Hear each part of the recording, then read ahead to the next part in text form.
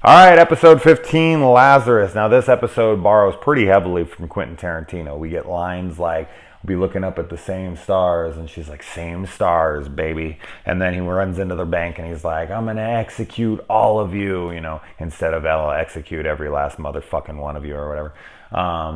It's because they can't say fuck on here. And there was another line as well, but you can tell there's some damn hardcore influence of Quentin Tarantino in this episode. I'll mention the other one. Now, this guy gets killed, and Scully won't give up on him, so she's pushing. It's been like 12 minutes or something. I thought brain death occurred at like 8 minutes, but whatever. She obviously hasn't seen Flatliners. And so they push him back to life. The EKG reads 2 heartbeats because, they came back together. I don't know why it would read 2 heartbeats. Doesn't make any sense. Also, what doesn't make any fucking sense in this episode at all, which is completely pointless, it made no fucking difference to the episode, was that the dude who does end up living, taking on the other guy's soul, gets the guy's tattoo. That is never played into this episode for any reason. He never shows it to his ex-girlfriend, or his girlfriend, should I say. And he never shows it to Scully. It's completely pointless. And then it just fades away when he dies. Why? For one, why would he get that tattoo? He's taking physical changes. Why didn't he take his face then? Why didn't he take anything? Just a tattoo? His tattoo transferred over? Maybe the tattoo had like voodoo properties and that's how it's... Like, I don't understand the tattoo thing. It makes no fucking sense in the episode and it just fades away. So, God, I'll just let it fade away. But I just thought that was so dumb. I also found, you find out that they're a prison guard and inmate couple. And when they got out, they were just too in love and they had to get together. So Mulder has some pretty irrefutable evidence here. He takes this birthday card to this guy. Him and Scully used to date, and they were a big thing, and makes the dude sign the card, signs it like no big deal, brings it to Scully. Scully's like, "You tested him?" And he's like, "This dude has the same birthday as you, didn't remember that it was his birthday or yours. He wrote it in his left hand instead of his right. And he wrote it with a completely different signature than he writes." And, Scully, there's some shit going on here that you need to address. Like, no fucking way. That's ridiculous. And Scully just legitimately says, proves nothing. That proves nothing. It doesn't even prove that you might be a skeptic a little bit now. Just something. After everything you've seen with Mulder, it's time to start listening just a little bit. So he tracks down the wife, and, he's so happy to see her, and she's just like, "I can't believe it's you." And you can just tell in this moment, like, she's the one that betrayed him. It's just so obvious. She's like, "Oh my God, I thought I got away from you." And then this abomination happens. And what the fuck did I write here? Oh, so then, when she's like, "Prove to me," he's like, "What I did is we cut our hands, we put them together, and we said now we'd be married in all of the oceans." Natural born killers, anybody? Mickey and Mallory Knox, anybody? Will be swimming in all the lakes and all the oceans.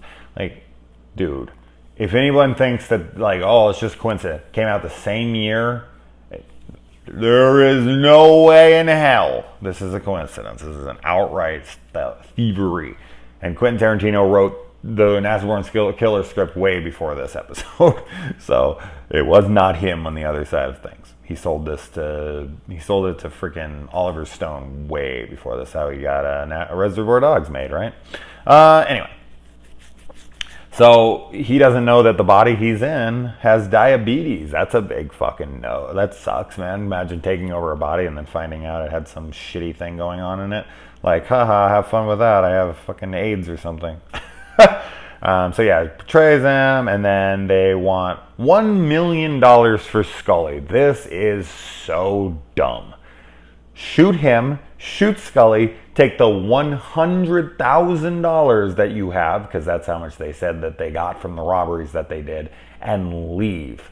$1 million. Yeah, because asking for $1 million from the federal government, from an FBI agent holding him hostage when you're in some rinky-dink house, when you have a handgun, no plan.